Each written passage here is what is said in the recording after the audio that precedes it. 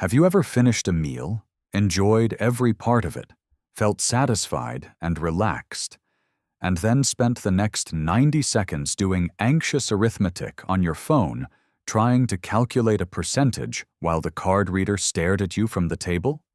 You know the food was good. You liked the server. You are not sure if 15% is now considered insulting. You are not sure whether to calculate before or after tax.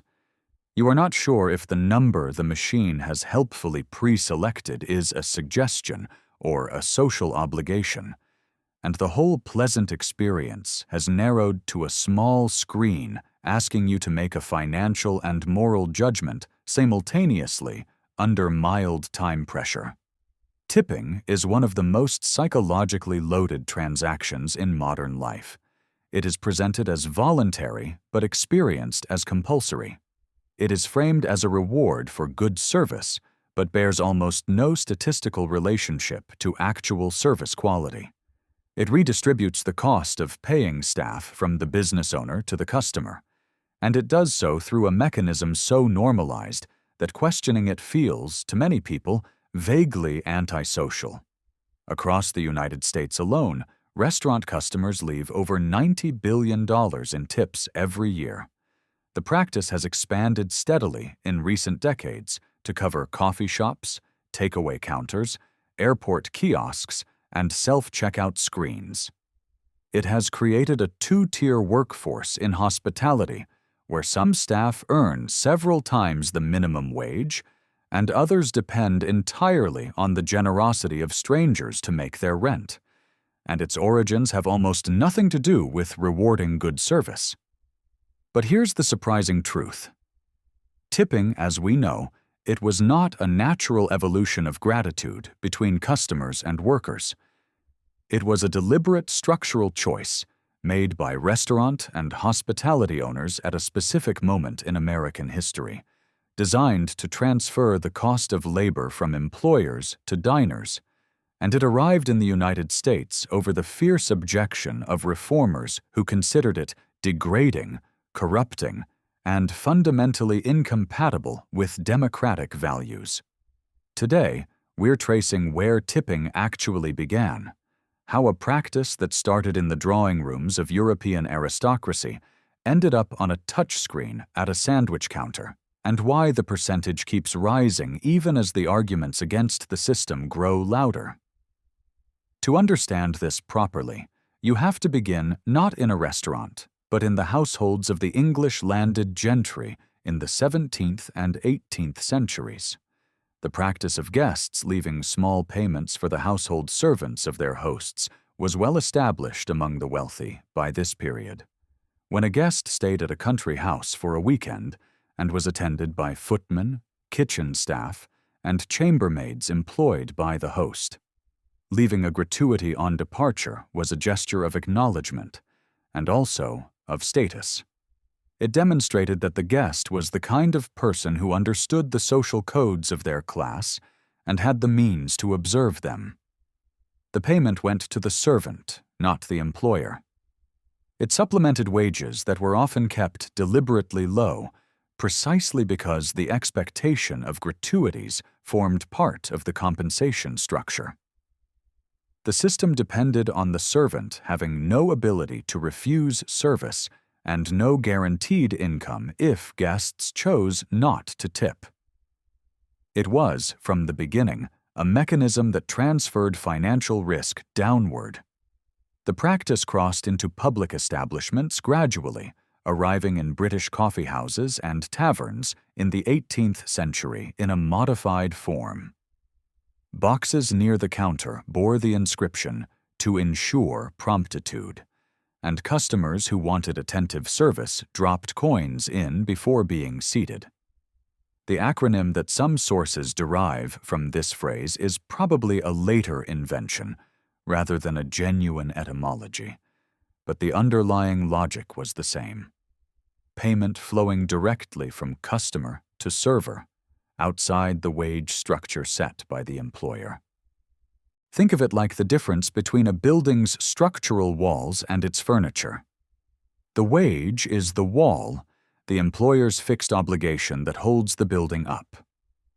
The tip is a piece of furniture, movable, optional, present in some rooms and absent in others.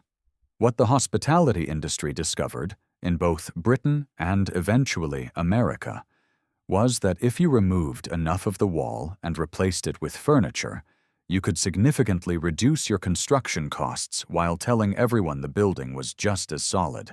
When tipping arrived in the United States in the late 19th century, carried back by wealthy Americans who had encountered it in European hotels and restaurants and adopted it as a marker of sophistication, it met immediate and organized resistance. Anti-tipping campaigns flourished in the early 1900s. Several American states passed laws banning the practice outright, arguing that it created a servile class dependent on the arbitrary generosity of strangers, that it encouraged servers to discriminate between customers based on perceived generosity, and that it was simply incompatible with the American civic ideal of equal dignity between citizens. The arguments were serious, and the opposition was widespread. Washington, Mississippi, Iowa, Tennessee, South Carolina, and several other states banned tipping between 1909 and 1915. Every single ban was eventually repealed. The restaurant industry lobbied persistently against them, and the legal and enforcement challenges of prohibiting a private transaction proved substantial. By the time Prohibition arrived in 1920, the tipping debate had been largely settled in favor of the industry. So, if anti-tipping laws failed, what turned a contested practice into the unquestioned norm it is today? The answer, as is often the case in history, comes down to a law that made tipping structurally indispensable rather than merely customary. The Fair Labor Standards Act of 1938 established the federal minimum wage, but included a provision allowing employers to pay tipped workers a lower base rate, on the assumption that tips would make up the difference. This became known as the tipped minimum wage, and it transformed tipping from a cultural convention into an economic foundation.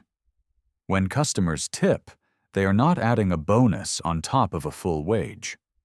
In many American states, they are completing a wage that the law explicitly permits to be left incomplete without their contribution. The federal tipped minimum wage, unchanged since 1991, currently sits at $2.13 per hour. In states that follow federal law, a server who receives no tips for a shift is entitled to an effective hourly rate that would not cover a bus fare. The employer's obligation to make up any shortfall to the standard minimum wage exists on paper, but enforcement is inconsistent, and the administrative burden falls on the worker.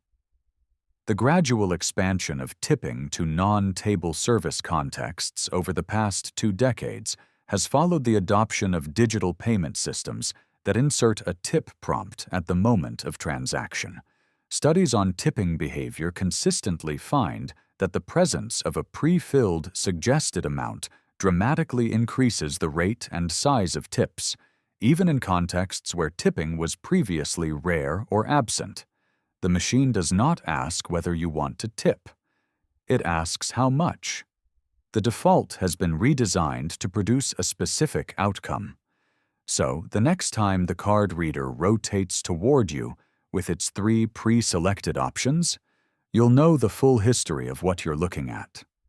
A gesture borrowed from European aristocracy, transplanted by aspiring elites, resisted by reformers, legalized into structural necessity by labor legislation, and finally automated into a prompt that appears before you've had time to decide whether you intended to participate at all. The tip began as a performance of generosity. It became a subsidy. The arithmetic is the least uncomfortable part of it.